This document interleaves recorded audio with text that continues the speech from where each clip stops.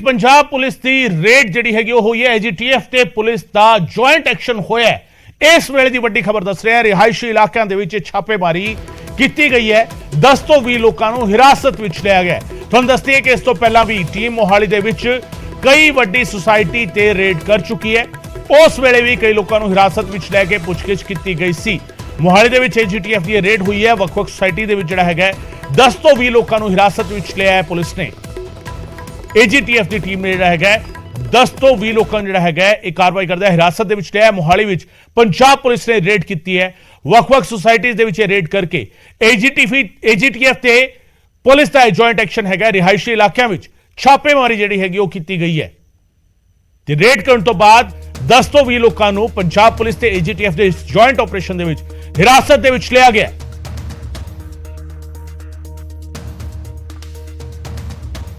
कार्रवाई की है पंजाब पुलिस ने एजीटीएफ के नाल रल के और दोवां दे जवान जिहड़े हैगे इस कार्रवाई को अंजाम देते हुए नजर आए। वख-वख सोसाइटीज़ विच गए, उत्थों लंघ रहे या उत्थे आ रहे लोगों के नाल जिहड़ा हैगा उन्हां नूं रोक के पुछगिछ की गई। मनोज राठी मेरे सहयोगी साडे नाल जुड़ रहे हैं। मनोज, की कुछ निकल के आया इस रेड तो बाद? देखो गगन, जी रेड हुई है ये जिहड़े भी शरारती अंसर ने या जिहड़े भी सस्पैक्ट ने उन्होंने ठल पाने वास्ते जी मोहाली पुलिस है वो लगातार इस तरह की जी सरप्राइज चैकिंग करती नजर आ रही है। इस तो पहला भी जो आप गल करिए होमलैंड सोसाइटी हो या एडन गार्डन जी सोसाइटी हो या फिर अपूर्वा अपार्टमेंट हो, सारे से जी है सरप्राइज चैकिंग की थी। लोगों को ये डिटेन भी किया गया। कई लोगों के खिलाफ मामले भी दर्ज हुए। किसी भी तरह जो है वो माहौल ना खराब हो या किसी भी तरह के जो बैड आंसर है वो ना आके इतने करन। ये सारी चीज़ों को लैके जो एसएसपी मोहाली है उन्होंने वालों एक पूरी जी प्लैनिंग के तहत अपनी जी हैगी डीएसपी ला के कमांडो ला के पूरी जी है वो चैकिंग की जा रही है। जिन्होंने लैके हूँ ये सारी जी है सरप्राइज चैकिंग की गई है। नानक रोड से जो एनडीपी होम्स है बहुत बड़ी सोसाइटी है उत्थे अज जी है सरप्राइज चैकिंग की गई है। जिहड़े भी 15 तो 20 जो लोगों को डिटेन भी किया गया जी हुण तक की जानकारी मिल रही है। डिटेन करने तो बाद उन्होंने पुछगिछ हो रही है क्योंकि जे आप गल करिए अपना रतन बीते दिन जो कई जो माहौल खराब करने की कोशिश जी की गई है जो लोग इस करके पूरी जी मुहिम है वो हजे लगातार जारी है। बड़े बड़े जो अपार्टमेंट्स ने बड़ी बड़ी सोसाइटी ने उत्थे सारा जी है वो चैकिंग की जा रही है मोहाली पुलिस वालों। मनोज, ਜਿਹੜੇ ਲੋਕਾਂ ਨੂੰ ਹਿਰਾਸਤ ਵਿੱਚ ਲਿਆ ਗਿਆ ਉਹਨਾਂ ਦੇ ਬਾਰੇ ਕੀ ਜਾਣਕਾਰੀ ਨਿਕਲ ਕੇ ਸਾਹਮਣੇ ਆ ਰਹੀ ਹੈ ਕਿ ਕਿਉਂ ਉਹਨਾਂ ਨੂੰ ਹਿਰਾਸਤ ਵਿੱਚ ਲਿਆ ਗਿਆ? ਕਿ ਉਹ ਕੋਈ ਡਾਕੂਮੈਂਟਸ ਪੇਸ਼ ਨਹੀਂ ਕਰ ਸਕੇ ਜਾਂ ਉਹਨਾਂ ਦੀ ਕਿਸੇ ਜੁਰਮ ਦੇ ਵਿੱਚ ਸ਼ਮੂਲੀਅਤ ਦਾ ਸ਼ੱਕ ਪੁਲਿਸ ਨੂੰ ਹੈਗਾ? ਕਿਸ ਆਧਾਰ ਤੇ ਹਿਰਾਸਤ ਵਿੱਚ ਲਏ ਗਏ ਨੇ ਲੋਕ? देखो गगन ये सारे जो भी शक्ति डिटेन किया है ये सारे किसी को डॉक्यूमेंट नहीं सीगा विदाउट वेरीफिकेशन जो है वो रह रहे थे। सारी जी इन्हों की शिनाख्त की जा रही है। ਜਿਹੜੇ ਵੀ ਸ਼ੱਕੀ ਨੇ ਪੁੱਛਗਿੱਛ ਕੀਤੀ ਜਾ ਰਹੀ ਹੈ। ਜੇਕਰ ਪੁਲਿਸ ਨੂੰ ਲੱਗਦਾ ਹੈ ਸ਼ੱਕ ਕਿਸੇ ਵੀ ਤਰ੍ਹਾਂ ਦੀ ਕੋਈ ਗੱਲਬਾਤ ਹੋਣੀ ਤਾਂ ਸਖਤੀ ਨਾਲ ਵੀ ਪੁੱਛਗਿੱਛ ਕਰਕੇ ਇਹਨਾਂ ਹੋਰ ਕਾਰਵਾਈ ਜਿਹੜੀ ਹੈ ਉਹ ਕਰਨ ਦੀ ਗੱਲ ਜਿਹੜੀ ਹੈ ਪੁਲਿਸ ਅਫਸਰ ਵੱਲੋਂ ਕੀਤੀ ਜਾ ਰਹੀ ਹੈ। बहुत बहुत शुक्रिया मनोज इस तमाम जानकारी के लिए। मनोज राठी मेरे सहयोगी जानकारी दे रहे सन और लगातार पुलिस कार्रवाई कर रही है और ये कितना किते एक सुनेहा भी आम लोगों के लिए कि जेकर थोड़ी कोई रेंटेड प्रॉपर्टी हैगी और उत्थे कोई विदाउट वेरीफिकेशन रह रहा है तो उसकी वेरीफिकेशन कराई जानी जरूरी है, लाजमी है। जेकर तुसीं अजिहा नहीं करते तो मुश्किल जिहड़ी हैगी दोवां दे लई बच सकदी है। जिहड़ा शख्स रह रहा है उस दे लई भी और जिहड़े शख्स की थां ते रह रहा है उस दे लई भी दोवां लई मुश्किलां बच सकदियां ने। फिलहाल एजीटीएफ ते पंजाब पुलिस का जॉइंट ऑपरेशन हैगा जिहड़ा वख-वख सोसाइटीज़ दे विच रेड जिहड़ा हैगा वो कीती जा रही है।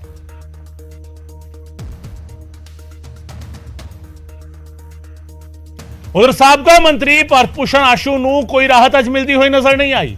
आशू की पटीशन ते अज हाईकोर्ट दे विच सुनवाई हुई सी ते मामले विच हुण 6 जुलाई नूं अगली सुनवाई होवेगी। वड्डी खबर इस वेले तुहानूं दस रहे हैं। आशू ने गिरफ्तारी तो पहला 7 दिनां दा नोटिस मंगिया है। विजिलेंस की जांच सही ढंग दे नाल करन दी भी मंग आशू ने की है। तुहानूं दसदे कि आशू नूं लैके कई इल्जाम जिहड़े हैगे उन्हां दे मंत्री रहिंदियां उन्होंने जिस तरीके की कारगुजारियां कीतियां ने उस नूं लैके सवाल जिहड़े हैगे वो खड़े किए गए ने। घोटाले का इल्जाम उन्होंने ते लग्या, टेंडर के घोटाले का इल्जाम लग्या तो इस मामले में विजिलेंस जी हैगी वो जांच कर रही है। एक प्रिकॉशनरी स्टैप अज भारत भूषण आशू के वालों चुकया गया सीगा। एचसी दे विच पटीशन पाई गई सी हाईकोर्ट दे विच पर उत्थों जिहड़ा हैगा साबका मंत्री भारत भूषण आशू नूं राहत नहीं मिली है।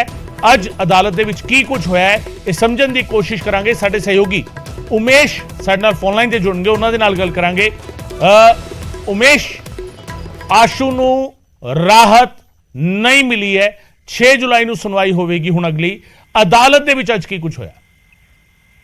देखो अदालत विच लंबी बहस चली है। आशू के वकीलों ने अपना पूरा पक्ष रखा कि और कोर्ट नूं यह कन्विंस कराने की कोशिश की आशू के वकीलों वालों, सीनियर एडवोकेट विनोद कई वालों, कनिका ओझा वालों, कि आशू के खिलाफ जिहड़ी शिकायत दर्ज हुई है उहदे विच आशू का यह कहना है कि जांच विच शामिल किया जाए। असीं तैयार हाँ जांच विच शामिल होण नूं, और असीं कोई एंटीसिपेटरी या ब्लैंकेट बेल नहीं मंग रहे।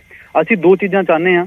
फस्ट कि जांच विच शामिल करना जिहड़ा नोटिस हुंदा है 41A दा वो दिता जाए, ते जे कोई कार्रवाई करना चाहती है या सीधी जे मैं गल करां कि गिरफ्तारी करना चाहती है उस तो पहला 7 दिन का एडवांस नोटिस दिता जाए, क्योंकि सानू भी असली कानूनी ਜਿਹੜਾ ਇੱਕ ਆਪਣੀ ਤਿਆਰੀ ਕਰਨੀ ਹੁੰਦੀ ਹੈ ਉਹਦਾ ਵੀ ਸਮਾਂ ਦਿੱਤਾ ਜਾਏ।